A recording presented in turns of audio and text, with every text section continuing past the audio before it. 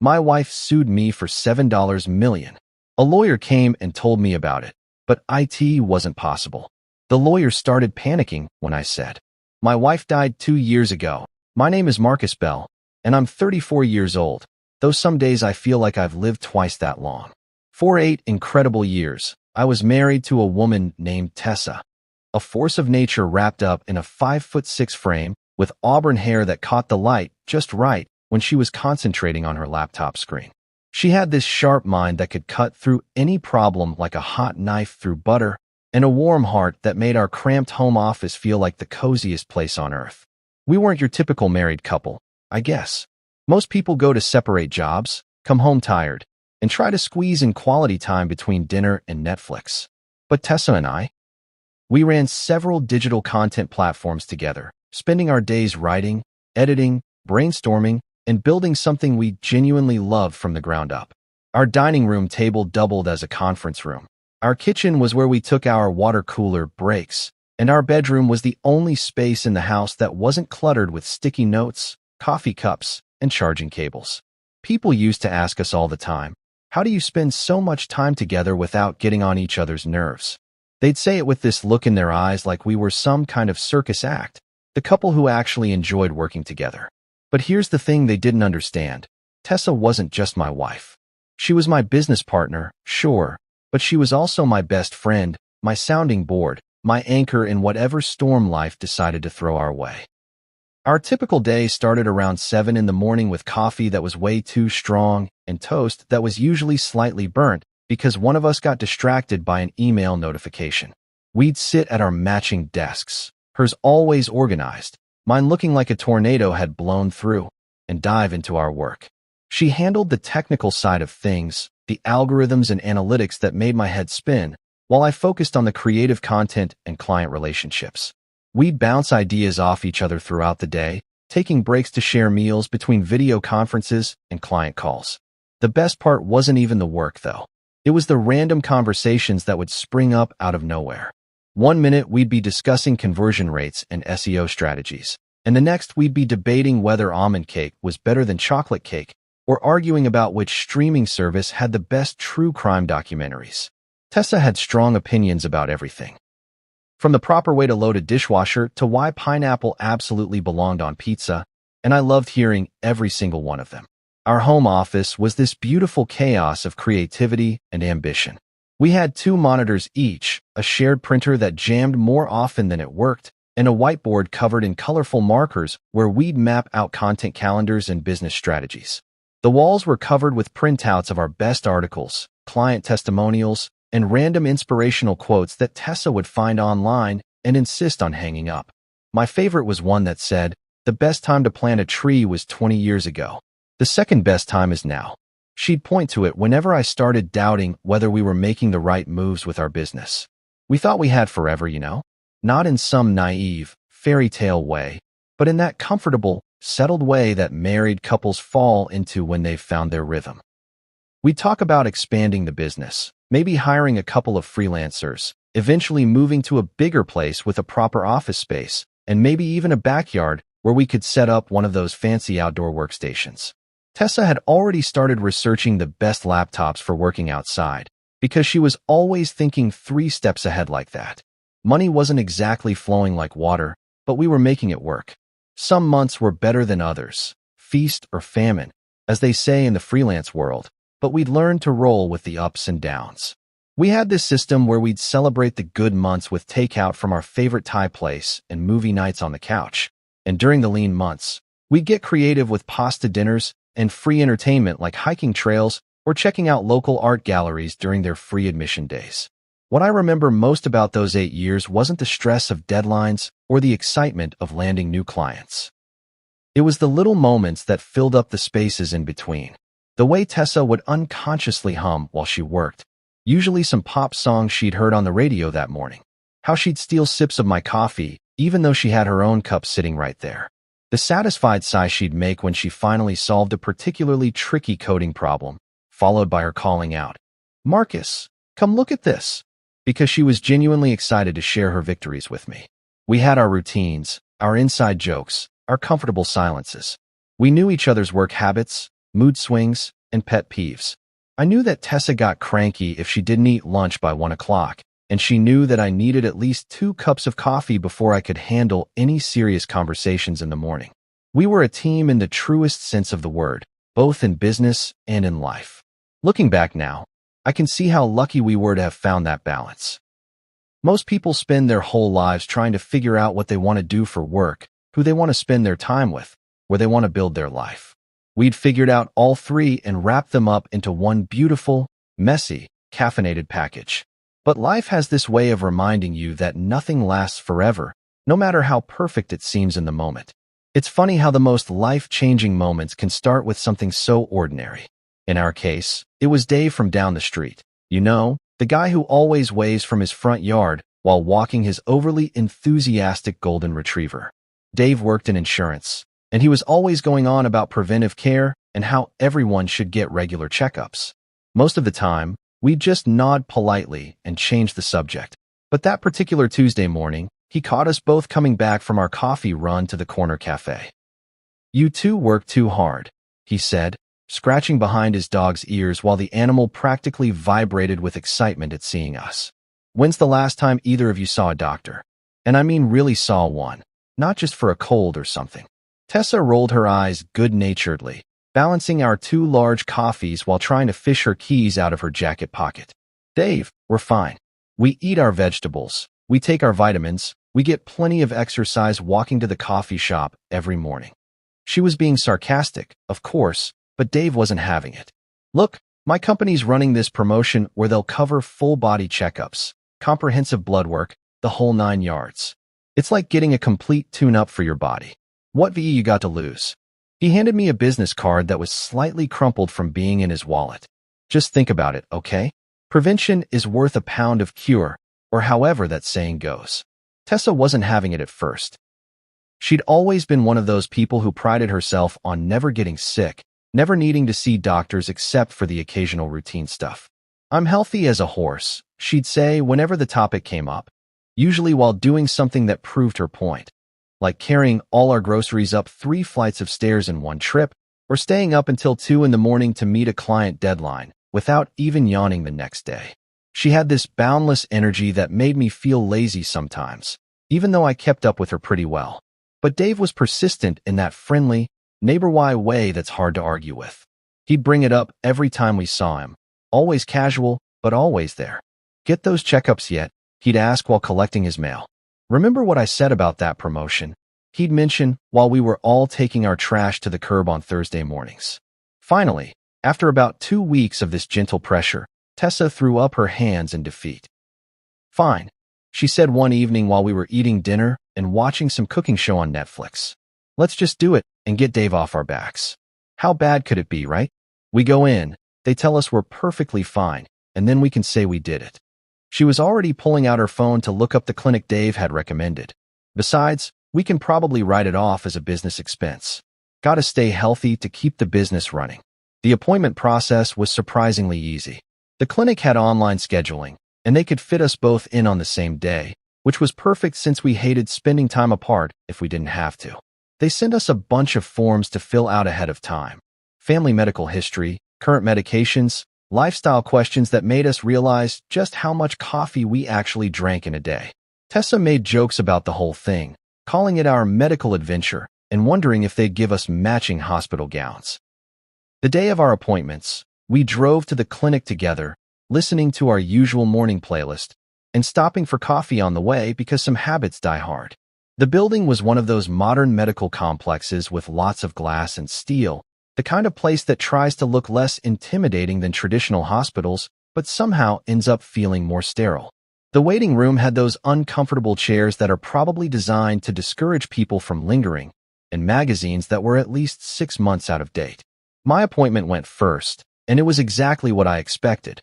Routine questions, basic measurements, blood pressure that was slightly higher than ideal, but nothing to worry about.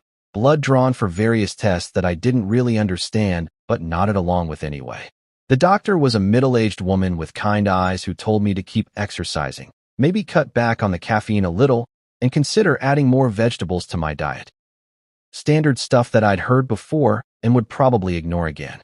Tessa's appointment was right after mine, and I waited in the lobby, scrolling through my phone and answering emails.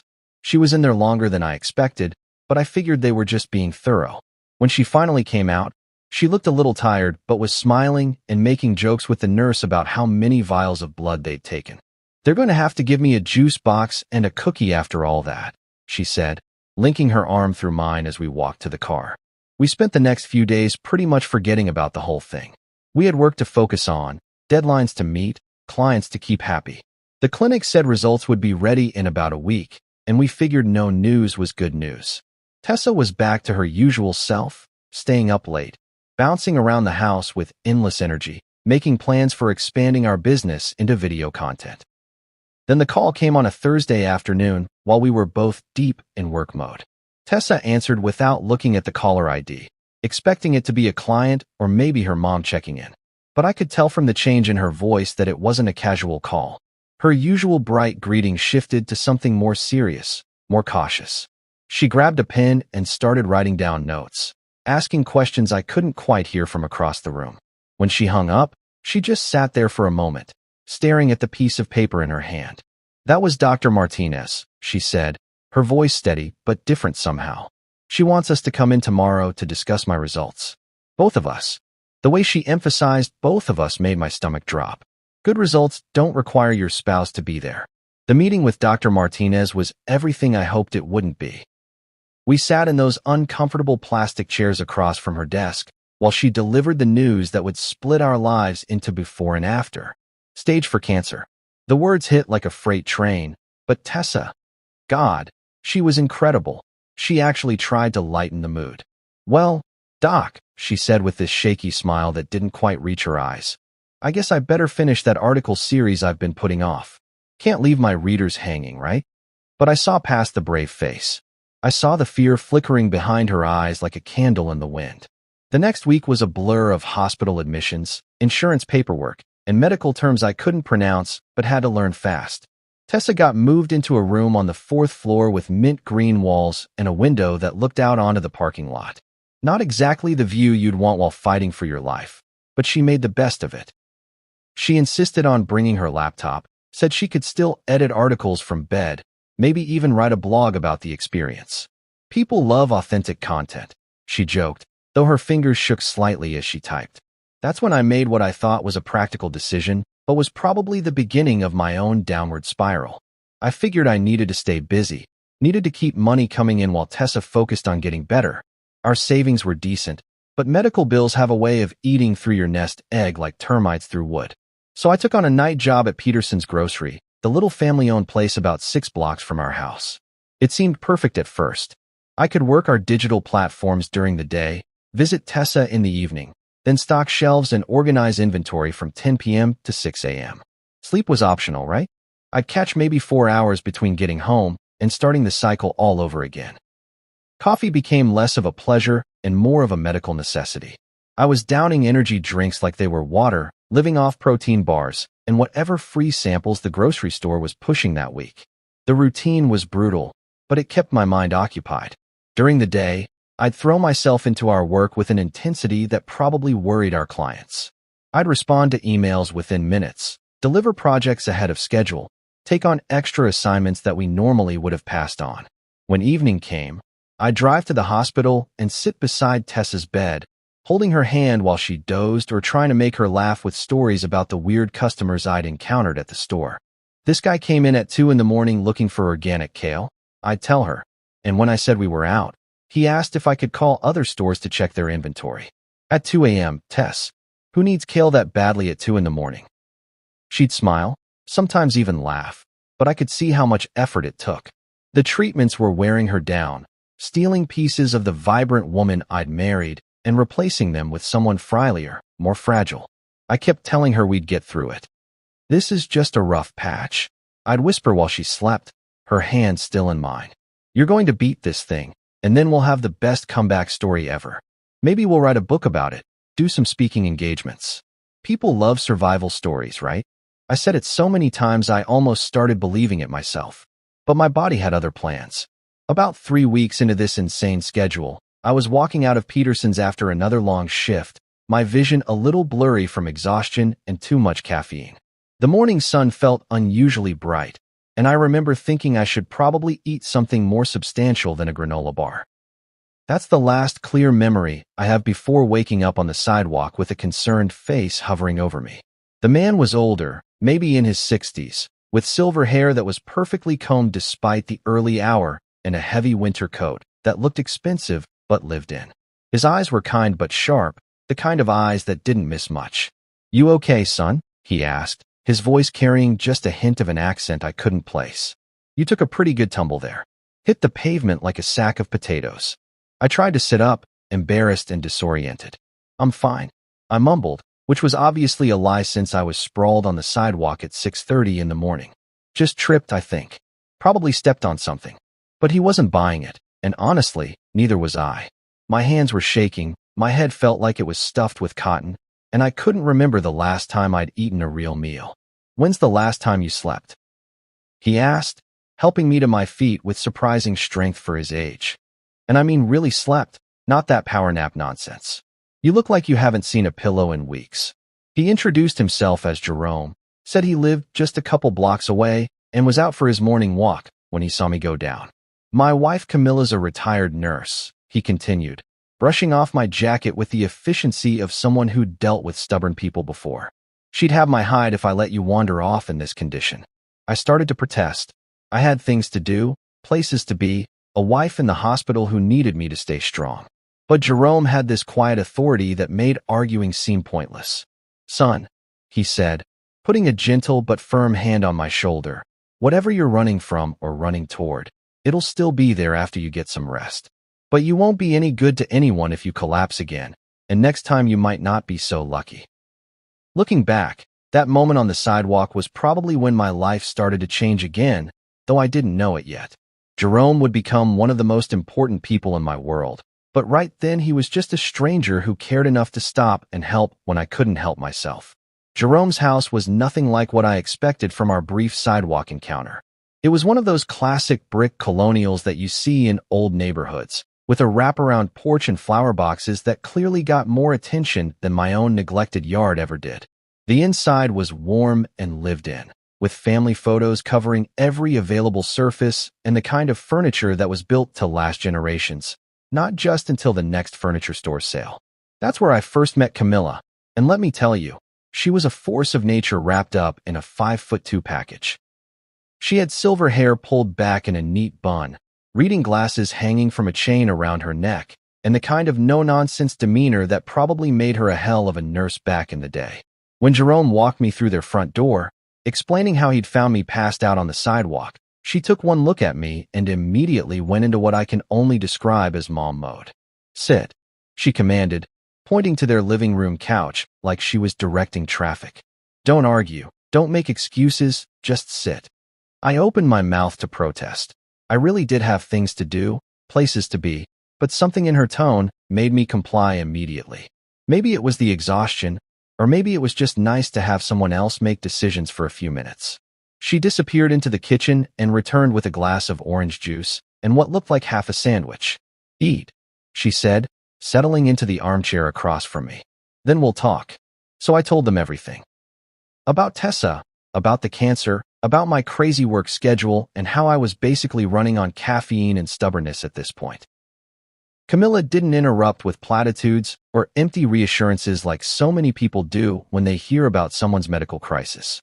She just listened, occasionally nodding or asking a clarifying question, but mostly just letting me get it all out.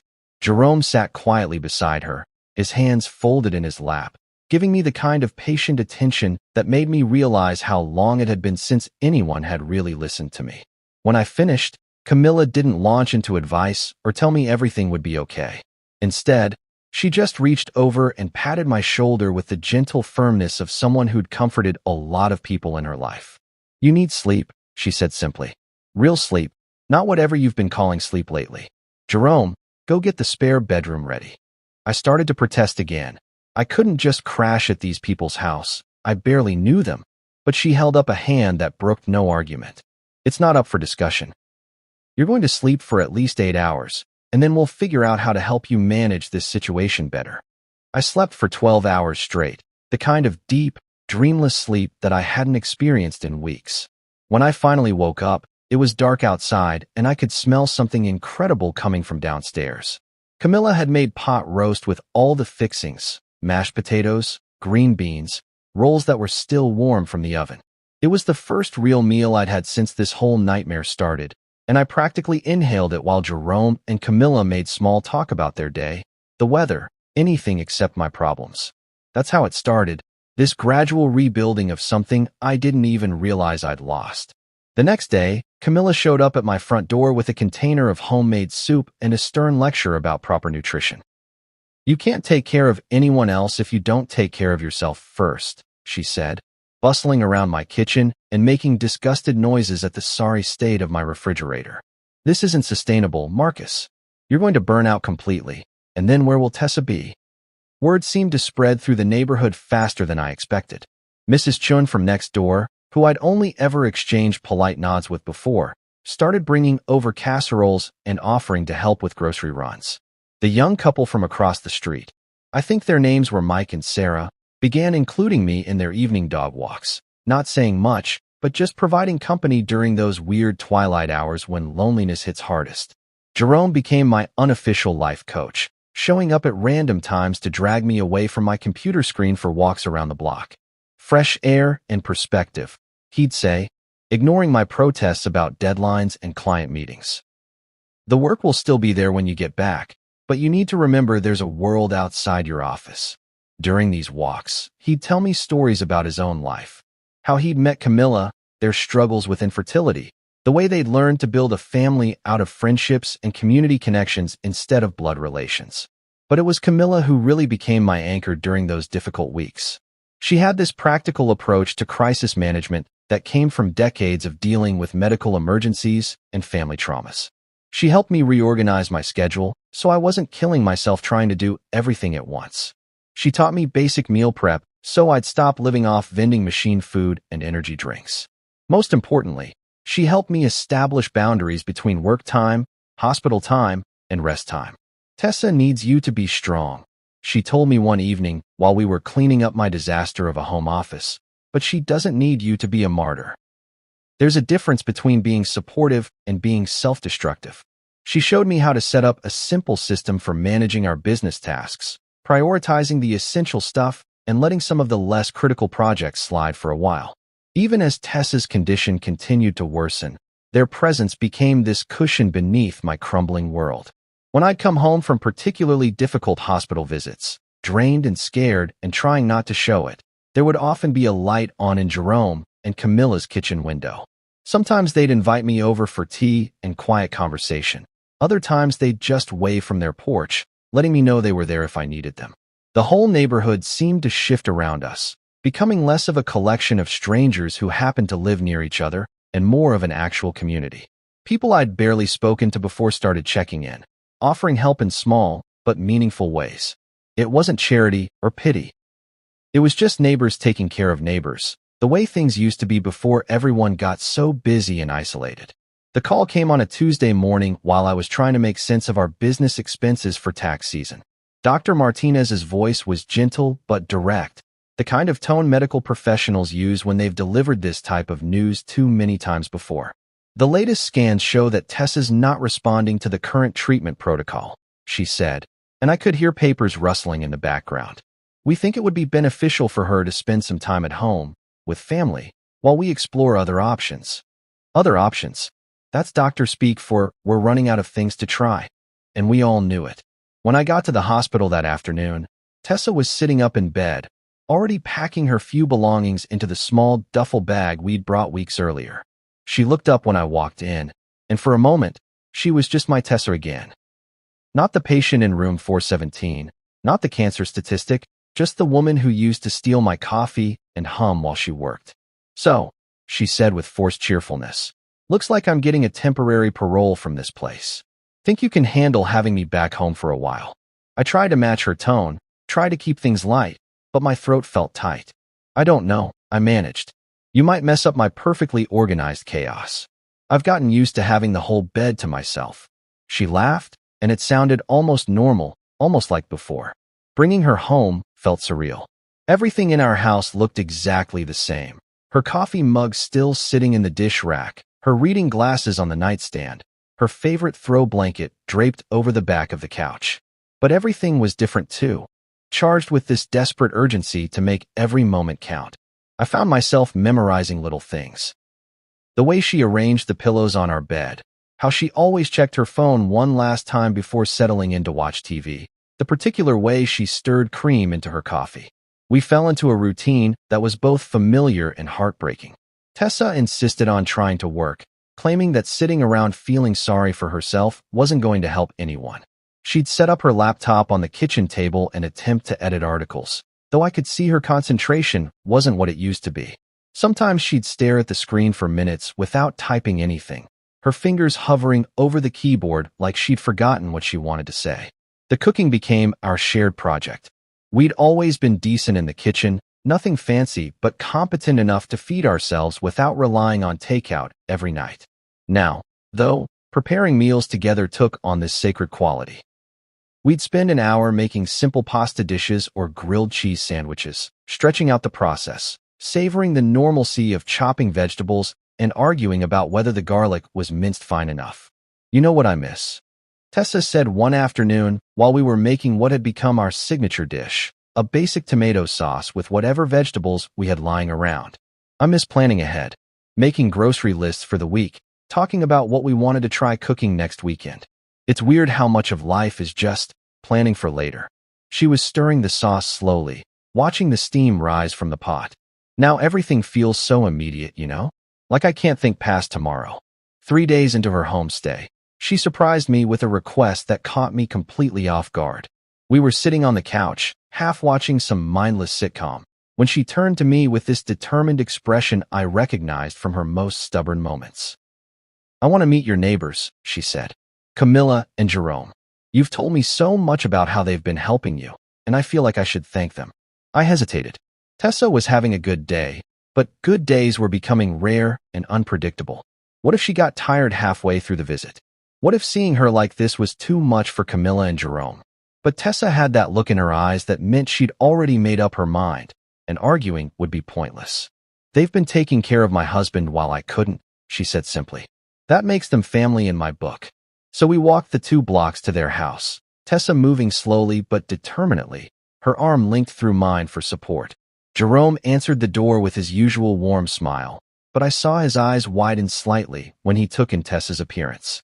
She'd lost more weight than I'd realized, and the bright scarf she'd wrapped around her head couldn't quite disguise how much the treatments had changed her. But Camilla, bless her heart, stepped forward immediately and embraced Tessa like they were old friends reuniting after a long separation. "I've been wanting to meet you for weeks," she said, leading us into their living room. "Marcus talks about you constantly. I was starting to think he'd made you up." Tessa laughed, a real laugh this time, and settled into their couch like she belonged there. They talked for almost 2 hours about everything and nothing. Camilla shared stories from her nursing days. Jerome told embarrassing anecdotes about their early marriage, and Tessa regaled them with tales of our business adventures and my tendency to forget to eat when I was focused on work. It was the most animated I'd seen her in weeks, and for a while, it almost felt like a normal social visit between neighbors. As we were getting ready to leave, Tessa asked if she could speak with Camilla privately. They walked into the kitchen together, and though I couldn't hear their conversation, I saw Tessa take Camilla's hands in hers. When they came back, both women had tears in their eyes, but they were smiling too. "What was that about?" I asked as we walked home, the evening air cool against our faces. Tessa squeezed my arm. "Just girl talk," she said, but there was something in her voice that suggested it was more than that. "I like them, Marcus. I'm glad you found them. I'm glad they found you." A week later, Tessa passed away at home, her hand still in mine, just as the morning sun was beginning to filter through our bedroom windows. And suddenly, the world shifted under my feet in a way I wasn't sure I'd ever recover from. The silence after Tessa left was like nothing I'd ever experienced. It wasn't just quiet. It was this heavy, oppressive thing that filled every corner of our house and seemed to press down on my chest whenever I tried to breathe normally. I'd wake up in the morning, and for just a split second, I'd forget. I'd roll over expecting to see her there. maybe already awake and scrolling through her phone, ready to tell me about some article she'd read or some weird dream she'd had. But then reality would crash back down, and I'd remember that the other side of the bed would stay empty forever. The first few weeks were the worst. I couldn't bring myself to move any of her things. Her coffee mug still sat in the cabinet where she'd left it. Her laptop remained closed on the kitchen table. Her favorite sweater was still draped over the back of her desk chair. Sometimes I'd catch myself setting out 2 plates for dinner or buying her favorite yogurt at the grocery store out of pure habit.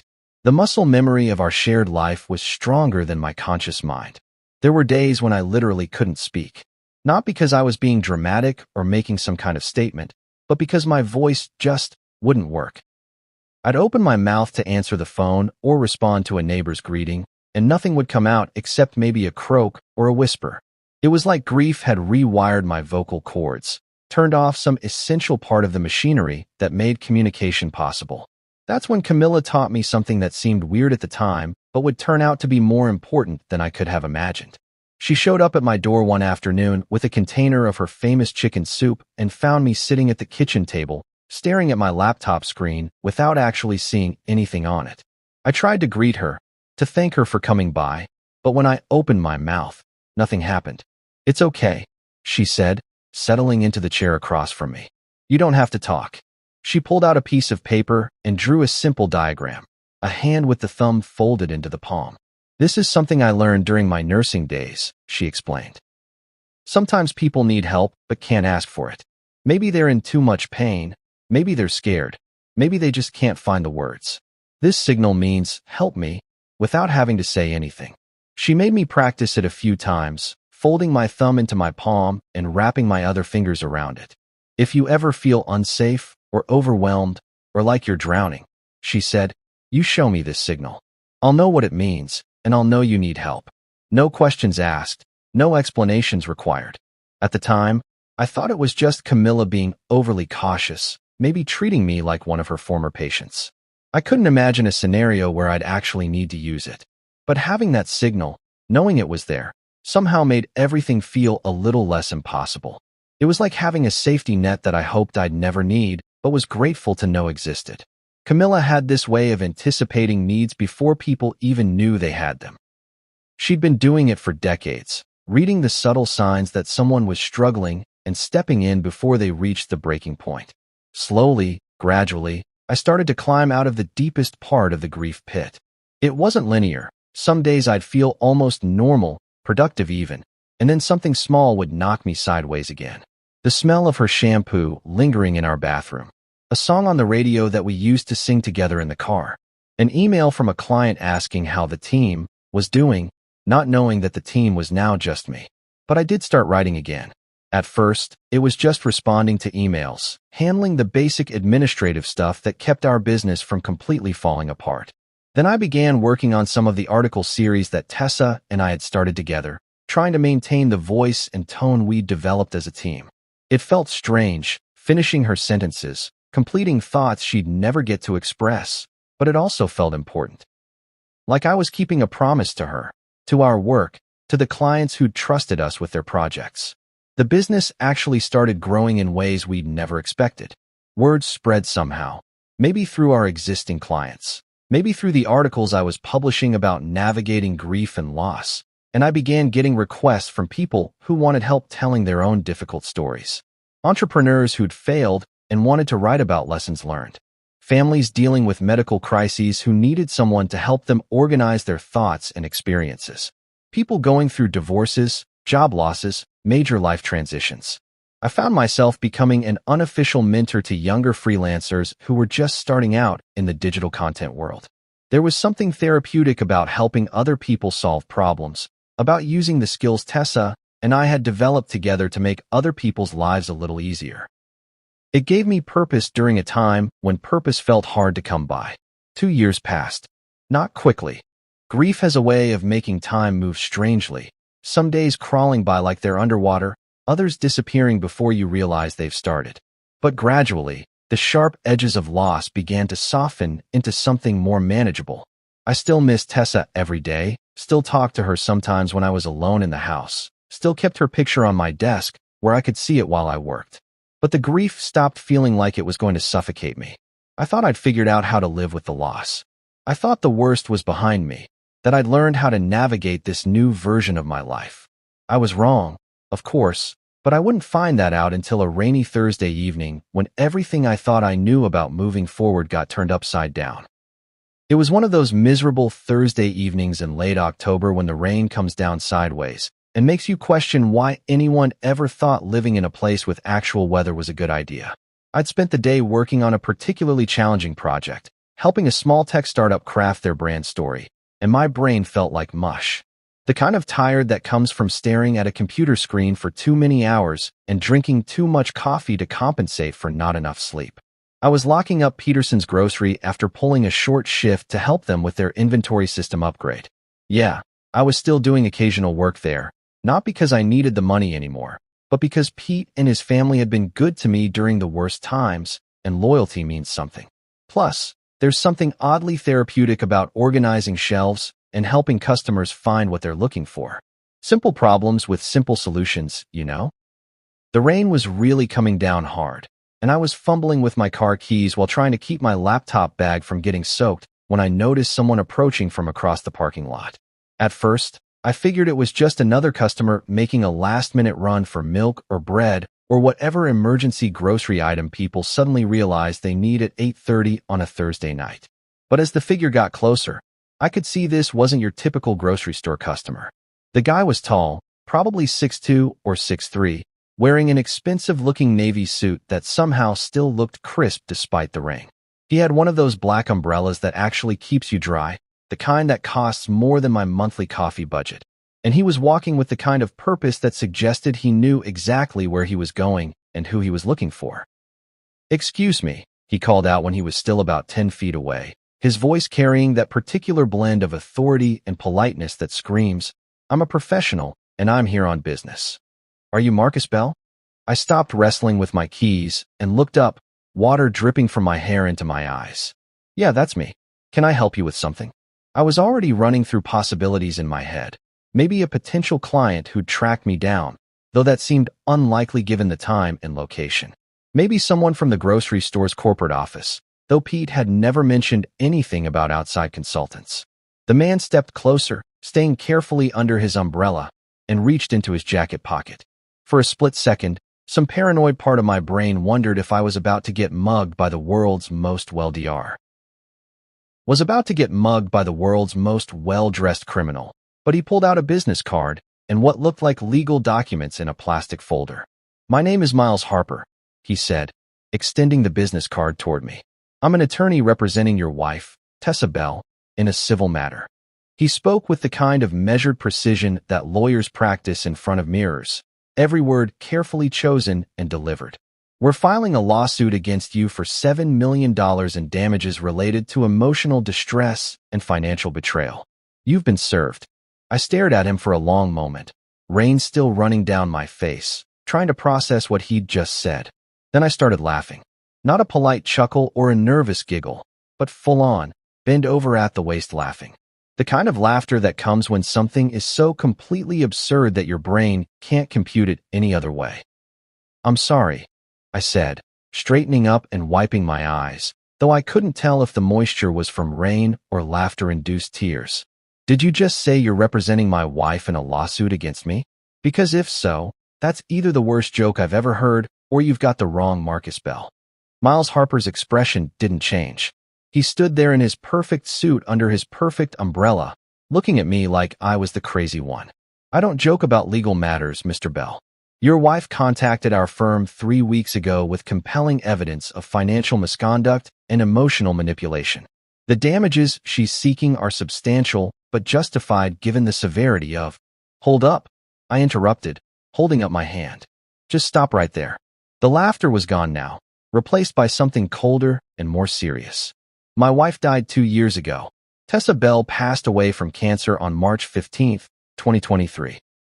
So either you're running some kind of sick scam, or someone has given you seriously bad information."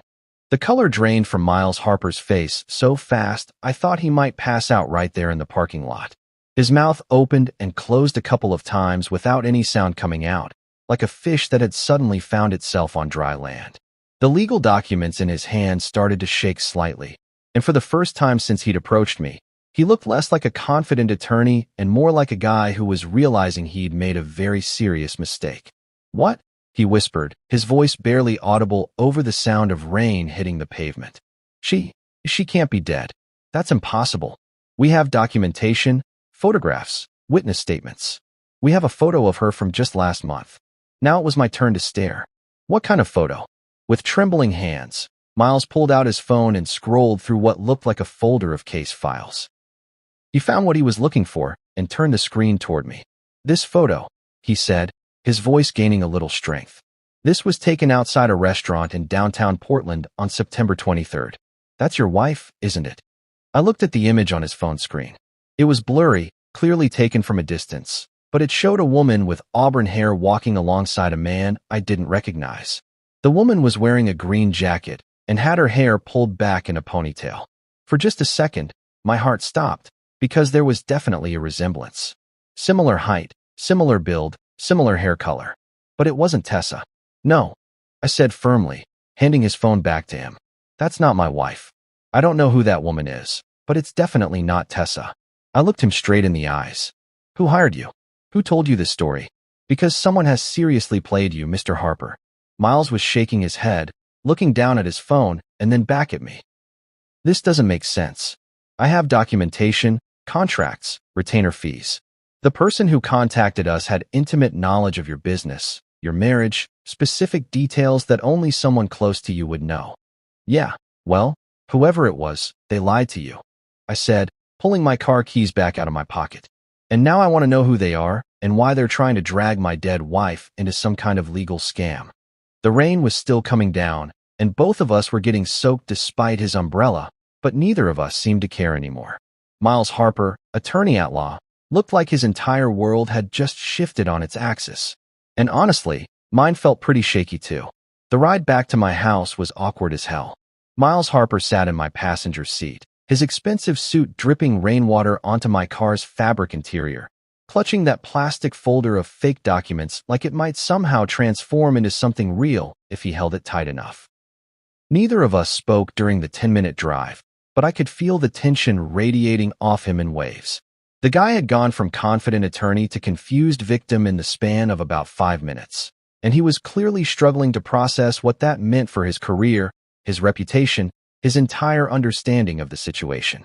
I kept glancing at him while I drove, trying to figure out if this was all some elaborate con job, or if Miles really was just another mark in whatever scheme someone was running. The rain on my windshield made everything look distorted and surreal, which seemed appropriate given how completely insane this whole evening had become. 2 hours ago, my biggest concern had been whether I'd remembered to save my latest project file before leaving the office. Now I was apparently the target of a multi-million-dollar lawsuit filed by my dead wife. When we pulled into my driveway, I noticed Camilla's kitchen light was on across the street, and for a split second, I considered just driving over there instead. Let Camilla and Jerome deal with this craziness while I hid in their guest bedroom and pretended none of this was happening. But that would have been the coward's way out, and besides, I needed to see exactly what kind of evidence this guy thought he had. "Look," I said as we sat in my car, engine still running, "I'm going to show you some things that will prove my wife is dead. And then you're going to tell me everything you know about whoever hired you. Because this whole situation is seriously messed up." Miles nodded, looking like he was bracing himself for bad news. "I have to admit, Mr. Bell, this isn't how I expected this evening to go. I've been practicing law for 15 years, and I've never had a case file that was this wrong about basic facts." Inside my house, I led him straight to the living room, where Tessa's memorial altar still sat on the side table by the window. I'd kept it simple but meaningful.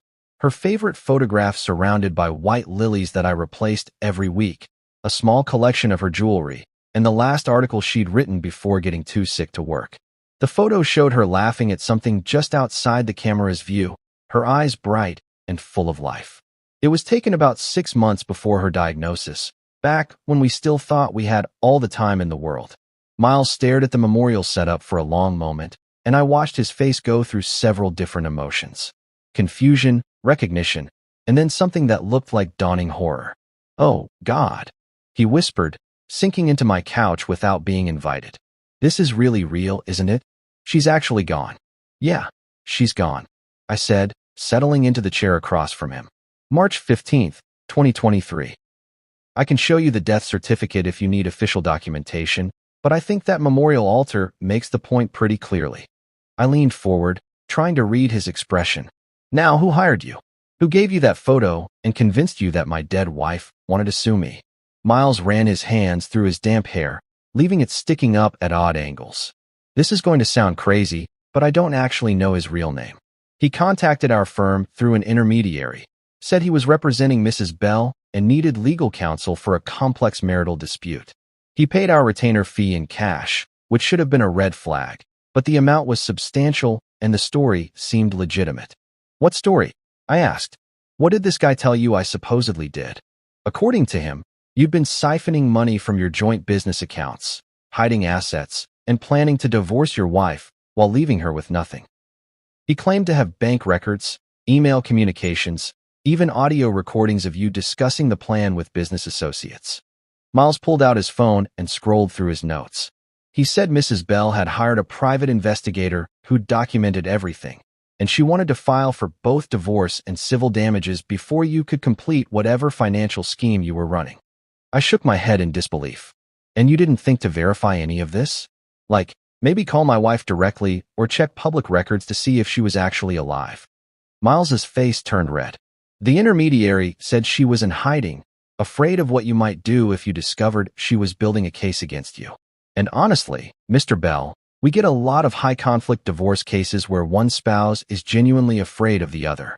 It's not unusual for people to work through third parties in those situations. So this mysterious source provided fake bank records, fake emails, fake everything? Apparently so. And he was good at it. The documentation looked professional. The financial records had all the right formatting and account numbers.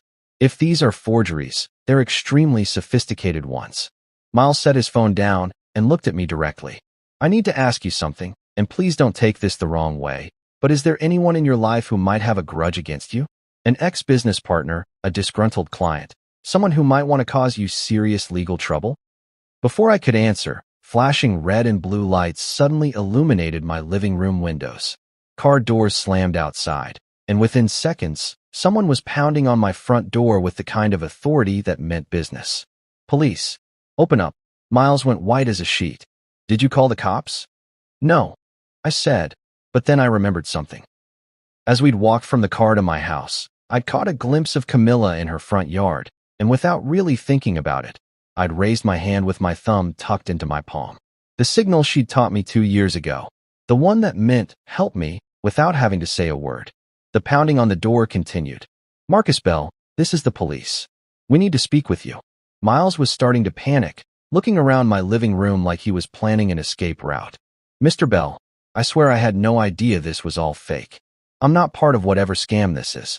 I'm just a lawyer who got played by a very convincing con artist. Relax, I said, walking toward the front door. I believe you.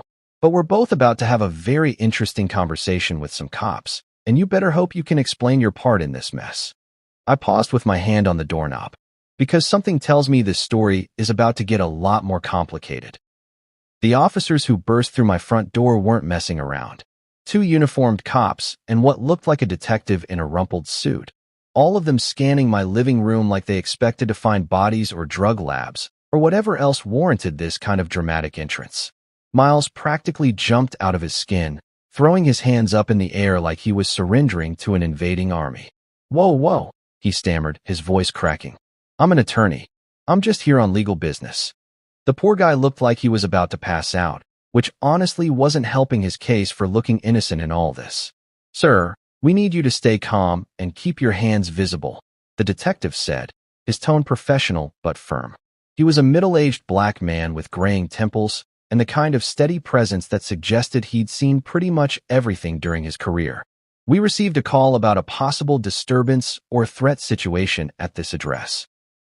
There's no threat, I said quickly, trying to defuse the situation before it got completely out of hand. My neighbor saw me use a distress signal because this whole situation is, well, it's complicated, but nobody's in danger here. The detective's eyes moved between Miles and me, taking in the scattered legal documents on my coffee table and Miles's obvious state of panic. "I'm Detective Rodriguez. Can you explain what's going on here, Mr. Bell?" So I gave him the short version: the lawsuit claim, the dead wife, the fake evidence, the mysterious con artist who'd apparently orchestrated the whole thing. Rodriguez listened without interrupting, occasionally glancing at Miles, who was nodding along like a bobblehead, confirming every detail.